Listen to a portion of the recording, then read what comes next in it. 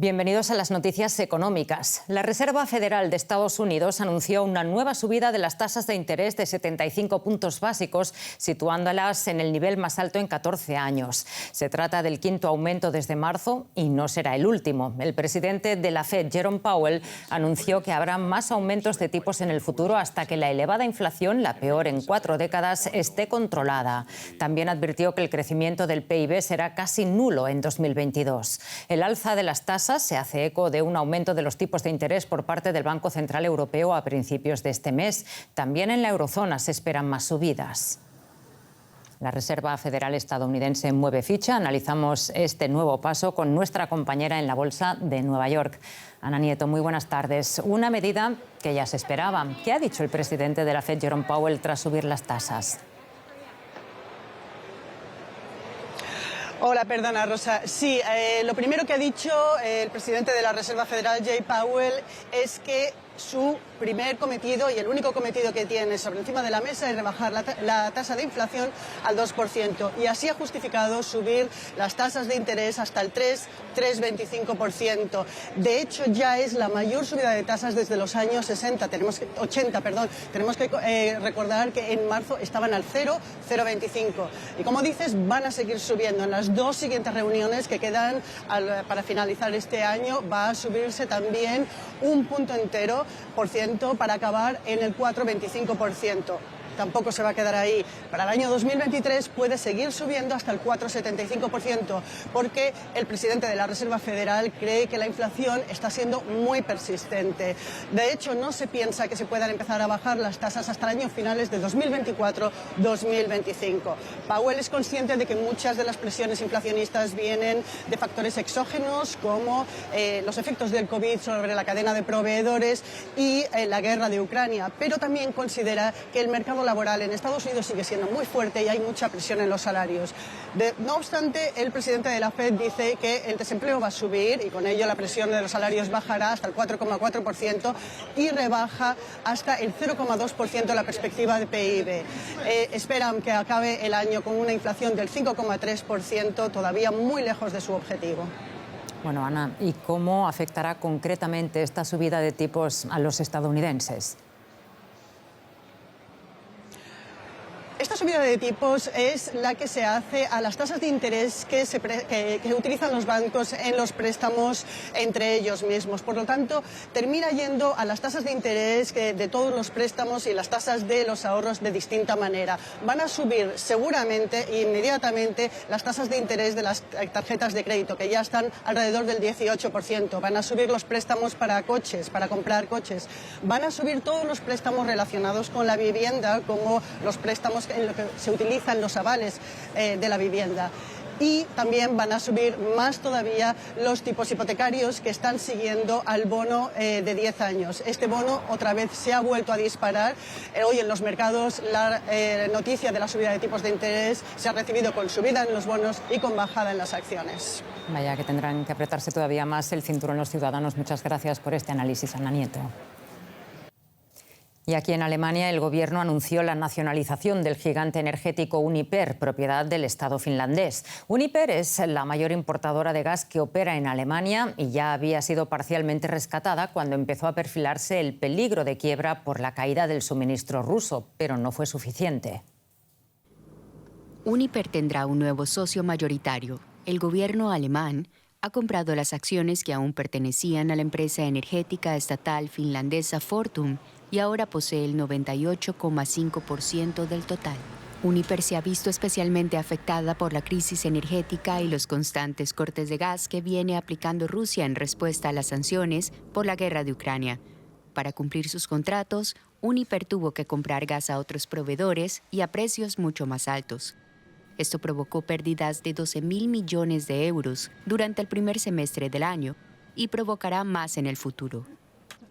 Pero el de Uniper no es un caso aislado. Como medida general para apuntalar el sector, el gobierno alemán pretendía instaurar una tasa sobre el gas cercana a los 2,5 céntimos por kilovatio hora que pagarían los consumidores. Ahora no está claro si eso va a ser posible. Con la nacionalización de Uniper, el gobierno acabaría recibiendo el dinero que los consumidores de gas pagaban con esa contribución. Es decir, que ya no sería una tasa, sino un impuesto, y el gobierno solo puede imponer impuestos en circunstancias muy concretas que no se dan aquí. Así que después de la nacionalización y el desembolso de otros 8.000 millones de euros, podría necesitarse aún más dinero para mantener a Uniper a flote. Otra cara del precio que paga Alemania por su dependencia del gas ruso. Y nuestra analista financiera en Frankfurt nos contaba antes qué es lo que forzó a Berlín a tomar esta decisión, porque ningún gobierno nacionaliza sin más una empresa en quiebra. Así es, Uniper, pese a que pertenece a una compañía finlandesa, pues es el mayor importador de gas de Alemania. El gobierno alemán pues ya había aplicado una primera medida de rescate en julio, cuando anunció que tomaría una participación del 30% del grupo. Pero esto no evitó que siguiera teniendo grandes pérdidas. Uniper pues es el principal cliente del gigante ruso Gazprom y aquí en Alemania, y pues su situación empeoró muchísimo cuando Gazprom anunció que cerraría el gasoducto Nord Stream 1 a inicios de septiembre. Uniper pues ahora tiene que comprar ese gas en el mercado de contado, que es más caro, para poder cumplir con sus contratos. Y el gobierno alemán pues considera que se debe evitar a toda costa ese colapso de la empresa, porque esto podría afectar el mercado energético y podría incluso generar escasez de gas en todo el país. Vamos a otro asunto. China está perdiendo atractivo como lugar de inversión, especialmente para las empresas europeas. Es lo que se desprende de un documento de la Cámara de Comercio Europea en China que atribuye el cambio a ciertas políticas de Pekín, incluidas las relacionadas con la pandemia. La estricta política de Pekín de cero COVID ha golpeado a las pequeñas y medianas empresas en particular y desalienta a los recién llegados a invertir en China, según el documento. Inversores más grandes, como las empresas alemanas Volkswagen y BASF, que llevan décadas en China, se enfrentan a una mayor crítica sobre los vínculos con China a la luz de los abusos documentados contra musulmanes en Xinjiang y sus políticas represivas en Hong Kong. Y bueno, son tiempos difíciles para la industria en Alemania. Los precios de la electricidad se han multiplicado por 10 desde el año pasado y algunas industrias han tenido que cerrar. Sobre todo la maquinaria pesada, muy importante en las exportaciones alemanas, ha perdido competitividad por la importancia de la energía en su proceso de producción. La producción de aluminio líquido tiene una larga tradición en Alemania. Este proceso, conocido como electrólisis de sales fundidas, consume mucha electricidad. Una tonelada de aluminio requiere 15.000 kilovatios hora. A los precios de la electricidad de los últimos meses son cerca de 6.000 euros. La empresa puede vender el aluminio a unos 2.000 euros. ¿Qué van a hacer? Creo que habrá un declive en la producción, ya lo estamos viendo. Espero que se pueda evitar una paralización de la industria a mayor escala. Con más de 2.000 años de historia, Neuss es una de las ciudades más antiguas de Alemania. Hoy es una próspera ciudad industrial y está particularmente afectada por la crisis energética. Hay 3 grandes plantas de aluminio alrededor de la ciudad. Una de ellas ya ha reducido la producción a la mitad. El miedo se extiende en la región. En una situación como la de este invierno, donde tenemos escasez de recursos, no tiene sentido mantener activas industrias de uso intensivo de energía porque es extremadamente escasa. Sería más lógico prescindir de ese tipo de producción ahora porque la energía se necesita más urgentemente en otros lugares. ¿Cerrar todo entonces durante el invierno? Para la industria del aluminio, absurdo. Es un proceso caro y complicado y piden ayuda al Estado. Necesitamos urgentemente un precio estándar para toda la industria europea. Eso estabilizaría nuestra situación, pero lamentablemente no es algo que pueda lograrse en un par de semanas, así que la solución va a tener que ser una ayuda de emergencia. Pero hay un problema. Los hogares, el transporte y los proveedores de servicios también necesitan energía y dentro de la misma industria las necesidades varían. Estos sectores usan el 75% de toda la electricidad industrial, están en riesgo y a los sindicatos les preocupa la pérdida de empleo. Entre las industrias de uso intensivo de energía hay 800.000 puestos de trabajo en Alemania. Es una cifra a nuestro favor, sobre todo políticamente. El gobierno debe decidir entre dar ayudas inmediatas a las industrias de uso intensivo de energía o ayudar a los trabajadores a encontrar un nuevo empleo, algo que podría resultarle muy caro al contribuyente alemán. Vamos con otras noticias económicas del momento.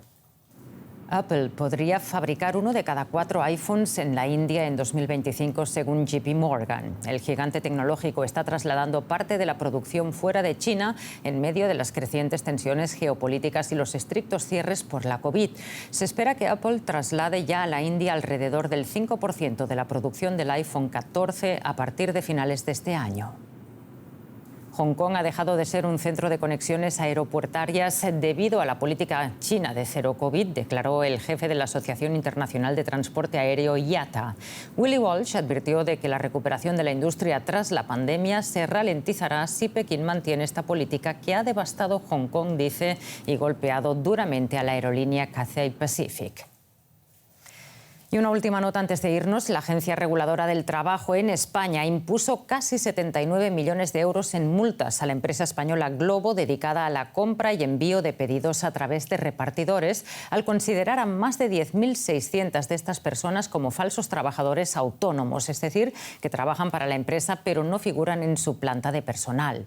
Los inspectores constataron que miles de empleados en Barcelona y Valencia pagan de su bolsillo sus aportes a la seguridad social como si trabajaran por su cuenta, cuando en realidad trabajan para Glovo.